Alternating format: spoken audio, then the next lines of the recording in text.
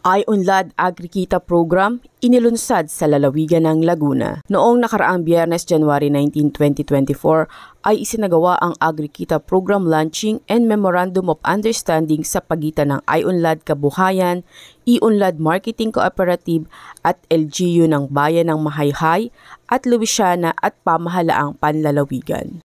Ang programa ay pinangunahan ni Pasay Councilor Ay-Unlad Kabuhayan Chairman Edith Wawi Manguera at I-Unlad Marketing Cooperative Chairman Upagro CEO Yuan Saligumba. Dumalo sa nasabing programa sina Laguna 2nd District Representative Ruth Hernandez, kinatawan ni Governor Ramil Hernandez, Mahayhay Municipal Mayor Romeo Amorado, Mahayhay Vice Mayor Ariel Argañosa at Louisiana Mayor Jomafer Alvarez. Ayon kay Ay-Unlad Chairman Wawi Manguera, humigit kumulang 700 Upagro organic fertilizer ang ipinamahagi sa mga magsasaka sa dalawang bayan. Tayo muli po, unay magandang hapon po sa inyong lahat. Dito po sa bayan ng Louisiana, Laguna po ay tayo mamamahagi muli ng libreng fertilizer na organic upang tulungan ang ating mga bayaning magsasaka. At punta-punta lang natin sa Mahayhay, Laguna, tayo din namigay din po ng libreng fertilizer sa ating mga kababayan. Galing po sa Ay-Unlad Kabuhayan, namimigay po ako ng 1 bottle o 1 liters na fertilizer na organic, good for 1 hectares po yon. 1 spray po yon. At ito naman nung ating kongresista, si Kong Ruth Hernandez, namigay naman po ng 2 litro sa ating mga kababayan dito sa lalawigan ng Laguna. Ay-Unlad Kabuhayan at si Kong Ruth Hernandez ay nag-partner, pati po ang Upacare Marketing ay nag-tie up po kaming tatlo para po wala na halos bayaran ng ating mga magsasaka dito sa lalawigan ng Laguna. Karaang buwan ng Siyempre, ay namahagi po tayo sa 11 bayan ng Leyte, halos, hindi ako nagkakamali, nabigyan natin ng libreng fertilizer doon ay more than 5,000 na farmers po. More than tingin ko po doon, At ang maganda po rito, kapag po tumama ang ating mga magsasaka, ay sila po ay makakatulong sa ating mga kababayan para maisulong natin yung 20 pesos per kilo ng bigas. Katulad ng ginawa natin po sa Quezon City, mangyayari din po dito yan sa lalawigan ng Laguna at doon po din sa Leyte.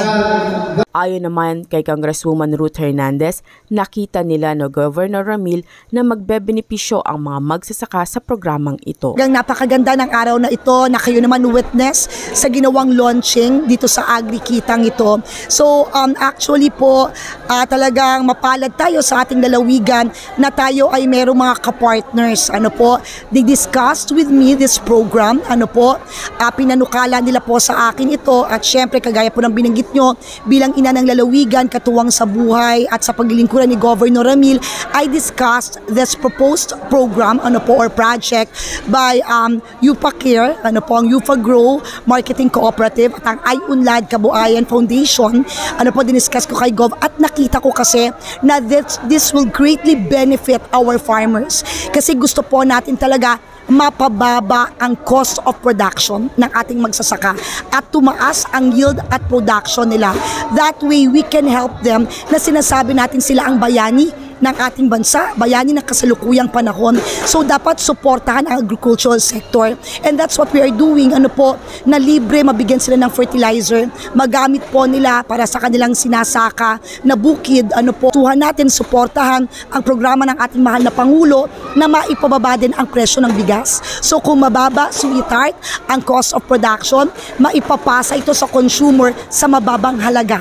So ang makikinabang din po ang ating mga consumers here in the province of Laguna. Lubos ang pasasalamat ni Mahayhay Municipal Mayor Romeo Amorado at Louisiana Municipal Mayor Jomafer Alvarez sa libreng pataba na ipinagkaloob sa kanilang mga kababayang magsasaka. Una-una po, nagpapasalamat po ako kay Councilor Wawi, ang chairman ng Ay-Unlad, at nakarating po dito sa amin ang kanilang programa para sa mga libreng pataba at sa pagiging member ng kooperatiba. Napakalaking tulong po nito sa aming mga magsasaka dahil alam po ninyo, ang aming bayan ay isang agricultural town na halos ang kinabubuhay ng aming mga kababayan dito ay ang agrikultura o pagsasaka.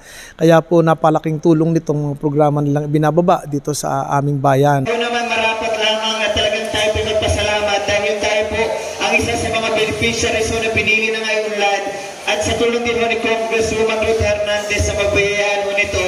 At kagaya ng binanggit ko kanina ni Sir Yuan, possible po baka pagdating ng araw na tayo po ay kailangan na ho nating bayaran yung kailangan nating yung counterpart ng bawat isa ho sa inyo. Magawan ho namin ang paraan sa pamamagitan ho ng Committee Chairman po ng Finance at Committee Chairman ho ng Agrikultura na maaprobahan po. Depende ho sa kung magkano yung amount na maaprobahan po ng ating, of course, ng ating punong bayan na may ilalatag po sa sanggunian. Pero ang inyong lingkod bilang Vice Mayor, asahan ho ninyo na tututukan ho namin na may ilatag ho sa sangguniang bayan na yung pong babayaran ho ninyo ay ma-waive na po at mabigyan ho ng pagkakataon na matulungan ho kayo ng ating punong bayan, Mayor Romy Amorado. Ako po'y masaya dahil ito'y isang napakalaking tulong para sa aking mga kababayan na mga magsasaka at siyempre ang aking pasasalamat sa lahat ng mga naging nag-charity nito kay Congresswoman at sa mga iba pang nag-charity. Maraming salamat at nagkaroon tayo ng ganito. Punong bayan, yung ibang obligasyon na kailangan kong tulungan o ihanap ng additional sponsor para sa aking mga kababayan, yan na po yung gagawin kong effort para at least masustain natin yung ganitong programa na may serve natin sa ating mga magsasaka.